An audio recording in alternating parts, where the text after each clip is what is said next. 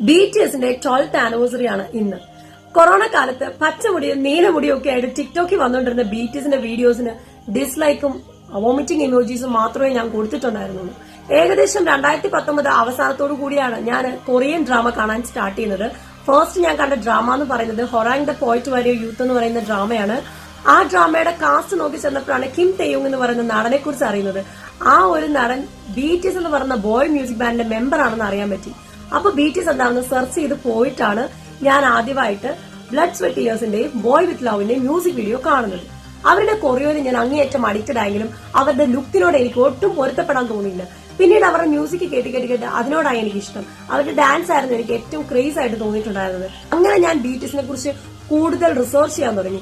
അവരുടെ വീഡിയോസ് എല്ലാം ഞാൻ എന്റെ യൂട്യൂബ് ചാനലിൽ അപ്ലോഡ് ചെയ്യാൻ തുടങ്ങി. അത് ഇഷ്ടപ്പെട്ടിട്ടാണ് ആർമീസ് എന്നെ ഫോളോ ചെയ്യാനും സബ്സ്ക്രൈബ് ചെയ്യാനും തുടങ്ങിയത്. ശരിക്കും പറഞ്ഞാൽ BTSന്റെ ലൈഫിൽ കൊടുക്കുന്ന ഏറ്റവും വലിയ അപ്ഡേഷൻ എന്താണെന്നറിയാമോ? ഇങ്ങനെ നിന്ന് സംസാരിക്കാൻ പറ്റുന്നു എന്നുള്ളതാണ്. ഞാൻ ഡാൻസ്, പാട്ട് അങ്ങനെയുള്ള ആക്ടിവിറ്റീസ് ഒക്കെ ചെയ്യെങ്കിലും ഇന്ന് വരെ ഇങ്ങനെ നേരെ നിന്ന് സംസാരിക്കാൻ ഒരു ധൈര്യം എനിക്ക് ഉണ്ടായിട്ടില്ല ഒരിക്കലും. ആ ഒരു ധൈര്യം എനിക്ക് കൊടുക്കുന്നത് BTS ആണ്. ശരിക്കും പറഞ്ഞാൽ എന്റെ മനസ്സിൽ ഒരുപാട് കോംപ്ലക്സ് ഉണ്ടായിരുന്നു. ഞാൻ വണ്ണമാണ്, ഞാൻ കറുത്തിട്ടാണ്, എന്നെ കാണാൻ കൊള്ളില്ല, ഇങ്ങനത്തെ ഒക്കെ ഒരുപാട് കോംപ്ലക്സ് എന്റെ മനസ്സിൽ നിന്ന് മാറ്റി തന്നത് BTS ആണ്. BTSന്റെ ലവ് യുവർ സെൽഫ് എന്ന് പറയുന്ന ആ ഒരു ആശയമാണ് എന്റെ ലൈഫിൽ ഒരു സെൽഫ് ലവ് എനിക്ക് തന്നെ തോന്നി തുടങ്ങിയത്. പിന്നീട് BTSന് വേണ്ടിയിട്ട് ഒരു ഗ്രൂപ്പ് വേണമെന്ന് ഞാൻ ആഗ്രഹിച്ചു. ആദ്യമൊക്കെ എനിക്കൊരു ഗ്രൂപ്പ് ഒന്നും ഇല്ലായിരുന്നു. ഞാൻ വേറെ ആർമി ഗേൾസിനോടൊക്കെ ആവശ്യപ്പെട്ട് ഏതോ ഒരു ഗ്രൂപ്പിൽ പോയി വലിഞ്ഞു കയറിയായിരുന്നു സ്ട്രീമിങ്ങും കാര്യങ്ങളൊക്കെ സ്റ്റാർട്ട് ചെയ്തത്. പിന്നീട് എനിക്കൊരു വാശിയായി എനിക്കൊരു ഗ്രൂപ്പ് വേണമെന്ന്. അങ്ങനെ ഞാൻ എന്റെ പർപ്പിൾ ആർമി ഒഫീഷ്യൽ ഗ്രൂപ്പ് എന്ന് പറഞ്ഞ ഒരു ഗ്രൂപ്പ് സ്റ്റാർട്ട് ചെയ്തു. കേരളത്തിലെ 300ഓളം ആർമീസിനെ ഞാൻ അതിലേക്ക് ആഡ് ചെയ്യാൻ തുടങ്ങി.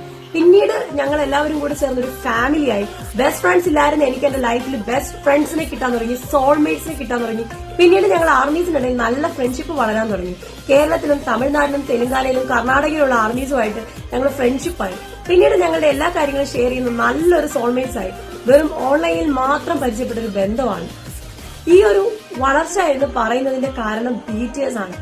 ഇതൊരിക്കലും സൗന്ദര്യത്തിൽ അഡിക്റ്റഡ് ആയിട്ടോ അല്ലെങ്കിൽ BTS ഒരുപാട് എക്സ്പോസ് ചെയ്ത് ഇതുപോലെ ഫീമെയിൽ ഫാൻസിനെ അട്രാക്ട് ചെയ്ത് കൊണ്ടുവന്നതോ ഒന്നുമല്ല. അവരുടെ മ്യൂസിക് വീഡിയോസിലൂടെ, അവരുടെ ആശയങ്ങളിലൂടെ അവരെ നേടിയെടുത്തതാണ് ഈ ഒരു ഫാൻഡം എന്ന് പറയുന്നത്. സൗത്ത് കൊറിയയില് പത്രമിട്ടും ഫുഡ് ഡെലിവറി നടത്തിയും പാടത്ത് പണി ചെയ്തും സ്ട്രീറ്റ് ഡാൻസേഴ്സ് ആയിട്ടും ഒക്കെ ജീവിച്ച 7 പയ്യന്മാരെ തീർത്ത വിപ്ലവമാണ് BTS ആർമി എന്ന് പറയുന്ന ഞങ്ങൾ. ഇന്ന് BTSന്റെ 12th ആനിവേഴ്സറി ആണ്. മിലിറ്ററിയിൽ നിന്നും വിരമിച്ചു വരുന്ന BTSന് ബെസ്റ്റ് വിഷസ്, അതുപോലെ തന്നെ BTSന്റെ ആർമിയോടും ബെസ്റ്റ് വിഷസ്. അപ്പോ BTSന്റെ ആർമിയോട് പറയാനുള്ളത്, you have to stream the every music videos and you have to always support the BTS. You must have to watch the every music through Spotify and YouTube also. Bye. Sarangyo.